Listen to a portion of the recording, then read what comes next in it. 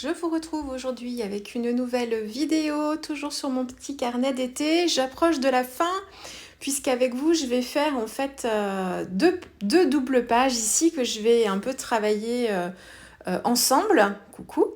Et donc après ces deux doubles pages, il m'en restera juste une double au verso de cette partie-là qu'il me restera à faire et après j'aurai terminé. Alors je ferai peut-être quelques petits ajustements d'une page à l'autre pour bien lier l'ensemble, c'est ce que je vous disais dans mes vidéos précédentes. Mais je le fais déjà au fur et à mesure là, d'un côté et de l'autre. Mais donc voilà, on va commencer à arriver au bout de ça. Je suis en train de m'installer. J'ai mon petit papier ici qui me sert de palette que j'ai utilisé depuis le début. Ça m'évite de gâcher du papier parce que l'acrylique, une fois que ça a séché, en fait, ça se durcit et ça bouge pas. Donc, c'est très pratique après à ranger aussi quand c'est bien sec. Donc voilà, je me rends compte aussi que certaines fois, je mets beaucoup trop d'acrylique et du coup, je gaspille beaucoup. J'essaye de faire attention à la quantité, quitte à en remettre régulièrement plutôt que d'en mettre trop d'un coup et de ne pas m'en servir. Donc ça aussi, ça fait partie de l'apprentissage.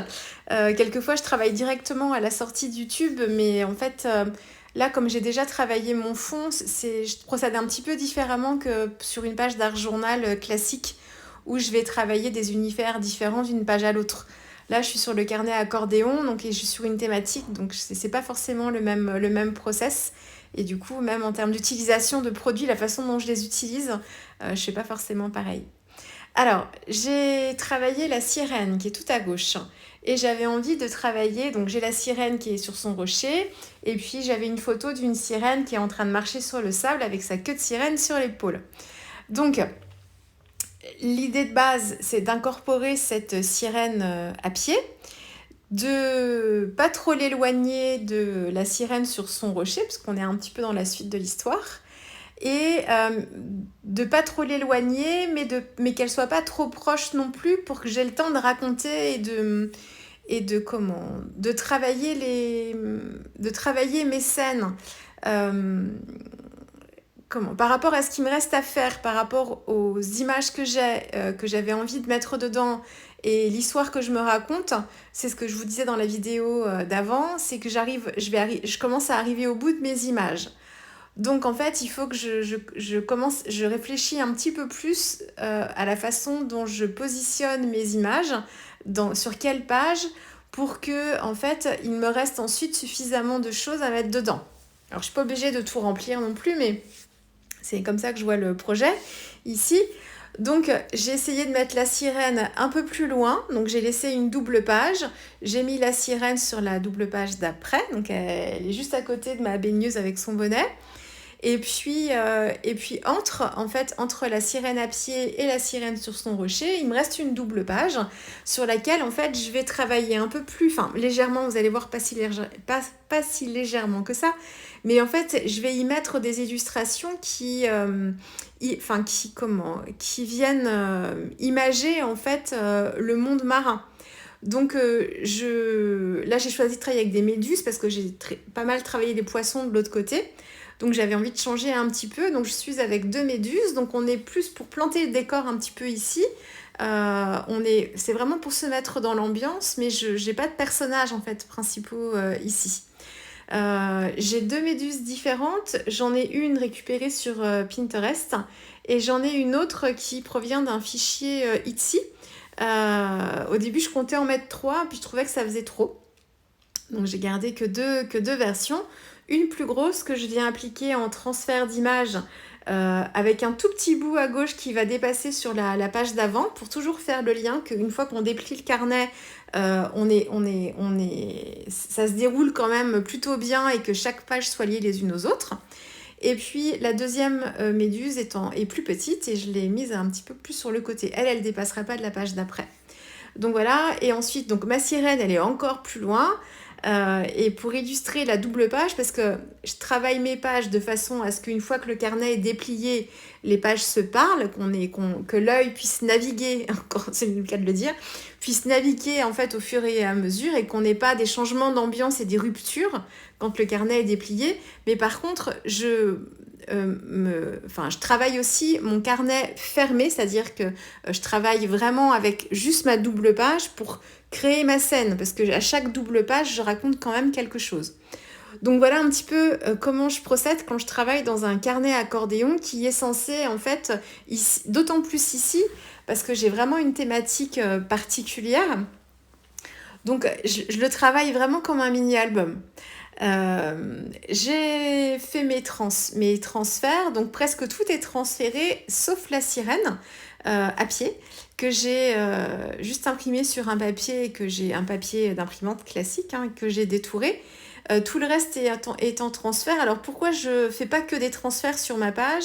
Parce qu'en fait, je veux avoir des plans différents pour que j'ai des éléments qui se détachent.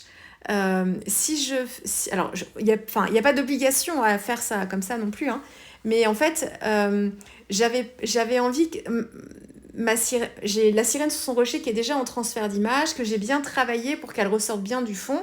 Bon, c'est pas un élément collé, mais finalement, la façon dont j'ai mise en couleur ensuite et retravaillée, elle se détache bien. Mais la sirène à pied, je voulais que ce soit l'autre élément fort, et là, je l'ai voulu volontairement détourer et coller pour ajouter une texture différente et qu'elle arrive vraiment en premier plan. Et entre ces deux sirènes, j'ai des transferts d'images. J'avais un motif d'algue ou de corail que j'avais transféré aussi sur la page avec la sirène sur le rocher. Un transfert classique sans mise en couleur particulière, juste du noir et blanc. Du coup, une fois qu'on enlève le papier, il ne reste plus que le noir. Et puis, j'ai un bateau aussi que je voulais ajouter à ce carnet. Et pour travailler aussi la double page avec la sirène. Et puis ensuite, je travaille mes pages, mes deux doubles pages, je les travaille un petit peu en même temps en fait. Et j'ajuste au fur et à mesure. Mon bateau, ça m'embêtait qu'il soit dans les airs. Je voulais qu'il soit dans la mer. J'avais pensé d'abord à me faire des tamponnages de tampons vagues comme ceux de l'encre et l'image par exemple, que j'aime beaucoup, qui ont ce motif de vague que j'ai finalement fait à l'acrylique.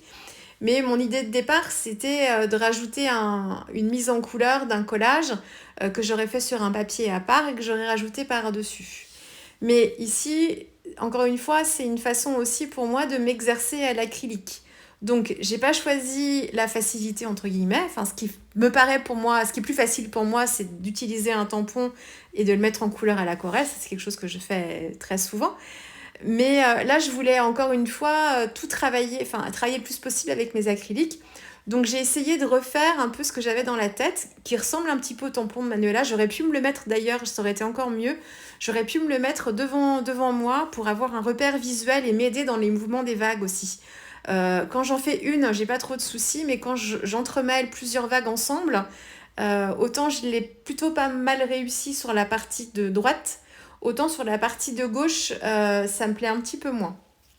Mais bon, ça passe quand même. Et puis après, donc, je suis vraiment venue travailler, j'ai fait les couches successives, j'ai regardé, j'ai fait des tests, j'ai ajusté, je suis revenue et finalement, voilà, je me suis arrêtée sur ça. C'est pas, je vous le dis, ça me plaît pas à 100%, mais encore une fois, ça me plaît plutôt bien quand même. Et puis, ça me permet encore de travailler. Sur la partie avec les méduses, j'ai été gênée par mon transfert parce qu'en fait, il me restait un petit peu de surépaisseur de papier que je n'avais pas réussi à enlever avec mon transfert d'image parce que juste à côté, j'ai un fond travaillé à l'aquarelle. Et je savais que si je venais trop insister par là, j'allais faire bouger l'aquarelle et ça allait me créer des tâches que je n'avais pas forcément choisies. Donc, j'ai pas trop insisté et il me restait en fait une démarcation de mon papier tout autour. Donc, pour gommer ça, j'ai repris, c'est pas grave quand ça fait ça, j'ai repris en fait mes acryliques, mais du coup, pour que tout se fonde bien, j'ai essayé de travailler sur le côté en jouant un petit peu avec la tache d'aquarelle bleue que j'avais et en prenant mes acryliques dans les mêmes teintes pour lier tout ça. Et en fait, mon geste était très gêné par ma méduse qui était déjà transférée parce qu'en fait, je ne voulais pas, surtout je voulais la préserver et je voulais pas la recouvrir d'acrylique, c'était pas le but. Donc j'ai été très gênée dans mon geste. Donc plutôt que de faire une sorte de fond flouté comme j'ai fait sur toutes les autres pages, je finissais, on voyait déjà, alors là je l'ai accentué volontairement du coup à la fin, je me suis servi de ça, de cette contrainte pour du coup en jouer, mais en fait je me suis très vite retrouvée avec des arcs de cercle qui montraient bien que je cherchais à contourner ma méduse. Donc, et j'arrêtais pas, j'ai fait plusieurs couches, plusieurs allers-retours au bout d'un moment, en fait, je me suis rendu compte que j'allais pas réussir à faire vraiment ce fond flouté. Donc, et j'étais gênée aussi par la partie déjà travaillée sur mon fond de page avec ces touches de orange fluo qui d'ailleurs pour un prochain carnet que je ferai dans cet esprit, je m'arrêterai en fait au camailleux de couleurs de mon fond parce que je travaille souvent comme ça avec des fonds en camailleux, c'est-à-dire avec des couleurs qui sont dans la même gamme du cercle chromatique et ma couleur de contraste ici qui est le orange fluo, eh bien je l'ajouterai qu'à la fin pour venir vraiment équilibrer mes scènes avec cette petite touche là parce que bien souvent en fait elle est jamais à l'endroit que je souhaite par rapport à ce que j'ai fait et là sur beaucoup de pages en fait je la recouvre donc c'est pas grave parce qu'on voit toujours un effet de texture en transparence alors c'est plus orange vif mais on voit toujours un petit peu ça fait partie aussi du fond mais du coup, je pense que la prochaine fois, je m'arrêterai à l'étape d'avant. Surtout que là, c'est un papier de soie en fait que j'ai collé. Donc il y a aussi un petit peu une transparence. Mais j'achèterai. Non, je collerai en fait cette touche-là vraiment qu'à la fin. Enfin, quand je travaillerai ensuite vraiment mes scènes, quoi. Je pense que je ferai comme ça. Donc là, j'étais un peu coincée entre ma pieuvre d'un côté et justement mes papiers déchirés plus mes petites touches de orange fluo de l'autre côté et ça faisait pas, le mouvement était pas bien, je trouvais pas ça harmonieux.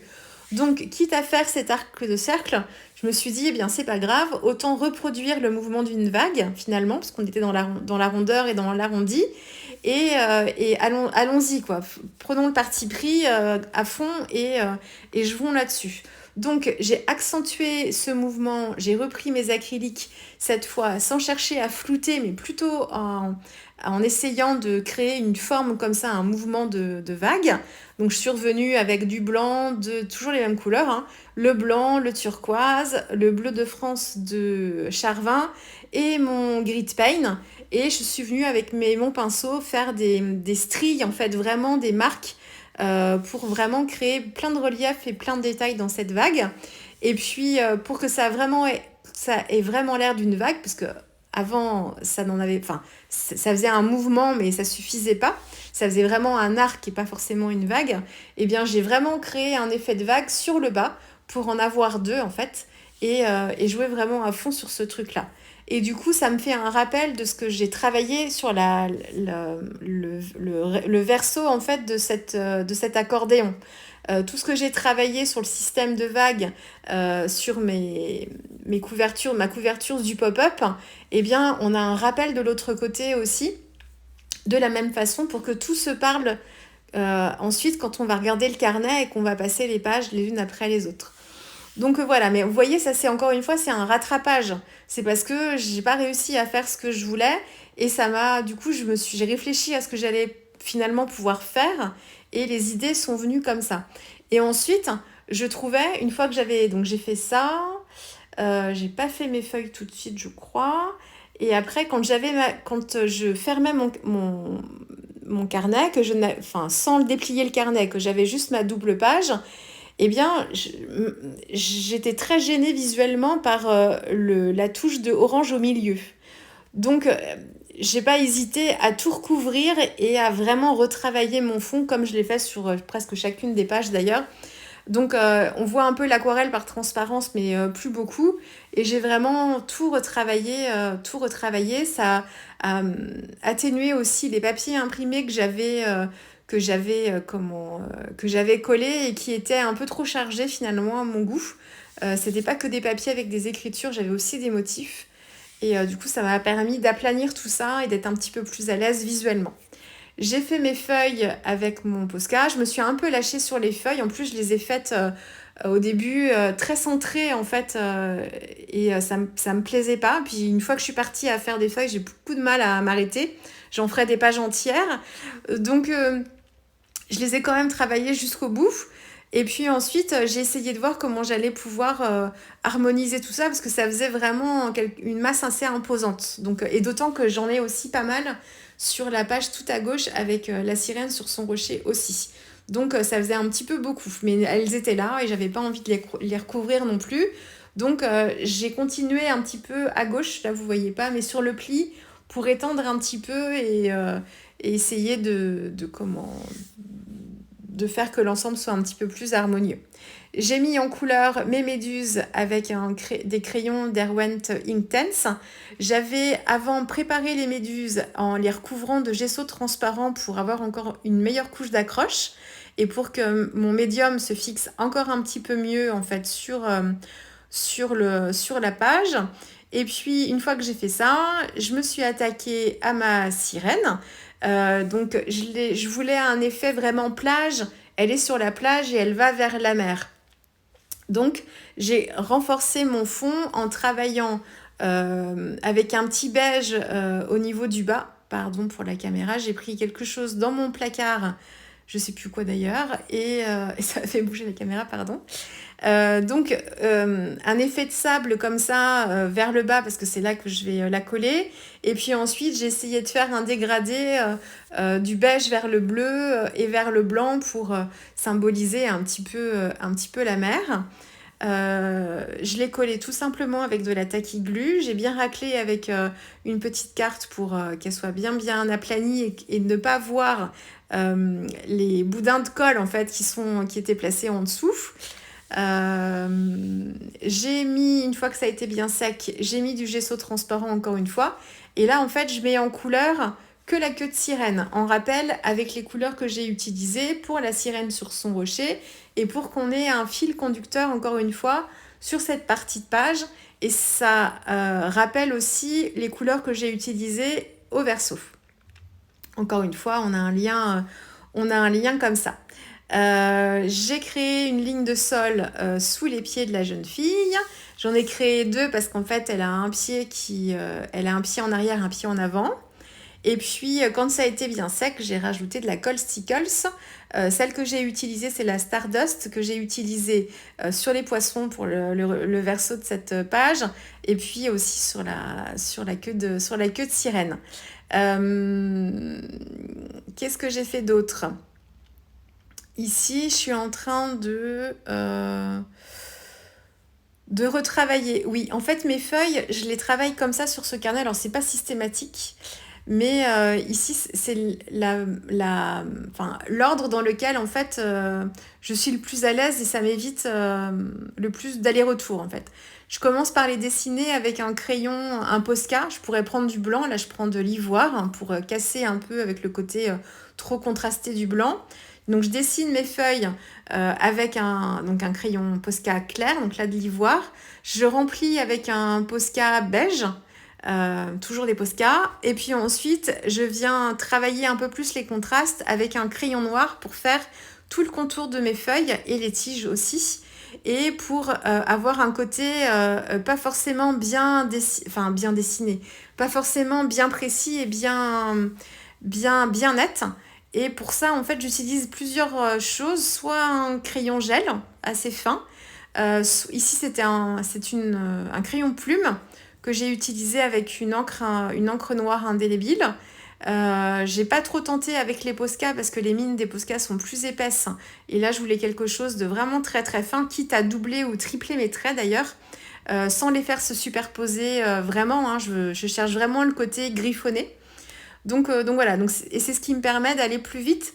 Je pourrais très bien les dessiner déjà au crayon noir et remplir, mais quand je viens remplir au Posca, en fait, je viens couvrir un petit peu les traits et on n'a pas ce côté-là, en fait, après. Je préfère le faire après, en fait, le noir, pour que ça vienne bien par-dessus. Je fais ça comme ça pour l'instant, je peux changer, hein, c'est ma façon de faire là pour ce carnet en tout cas. Et alors, en rappel de ces feuilles, vu que j'ai quand même j'en ai sur la première double page avec la sirène sur son rocher, j'en ai avec les méduses, et du coup, comme ça faisait déjà pas mal, quitte à en avoir pas mal, et ben j'ai dit autant continuer. Donc j'en ai fait aussi, là encore c'est des histoires comment, pas de parti pris, mais allons-y à fond du coup. Il y en a un petit peu trop, et ben on va faire en sorte que ce soit volontaire et ça va être le fil conducteur sur ces pages-là. Donc du coup, je le fais aussi un peu en décalé sur la page avec la sirène qui a sa queue sur la queue de sirène sur son épaule, et puis je fais dépasser cette partie avec la page d'après. Avec la tête de la baigneuse et les bulles, encore une fois pour lier tout ça, parce que sur cette partie-là, j'ai pas du tout de feuillage, j'en ai pas fait, ou alors ils sont pas faits tout à fait pareil, ils sont beaucoup plus fins et pas faits dans le même esprit. Donc encore une fois, c'est pour lier l'ensemble et que en fait, on n'ait pas l'impression encore une fois que les pages ont été travaillées en fait les unes séparément des autres, et que quand on déplie le carnet, on n'ait pas en fait une histoire qui se défile tout au long de l'accordéon. C'est pas une obligation du tout de faire ça, hein.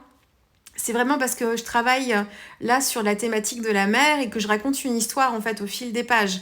Donc j'ai besoin que ça se parle, que les pages se parlent les unes avec les autres. Mais c'est pas parce que c'est un accordéon qu'il faut forcément faire. Enfin, dans tous les cas, on fait comme on veut et comme on peut aussi quelquefois. Mais voilà, il n'y a pas du tout d'obligation. C'est moi ici l'histoire que je veux raconter. Et c'est pour ça que je vous déroule en fait l'accordéon aussi sans vous montrer que les doubles pages comme ça. Parce qu'en fait, l'accordéon, enfin, mes pages, elles sont travaillées aussi une fois dépliées pour qu'elles se soient harmonieuses. Donc voilà, ça suffit pas de vous les montrer en page double comme ça. Il faut aussi que je vous les déplie pour que vous puissiez voir le lien entre chacune.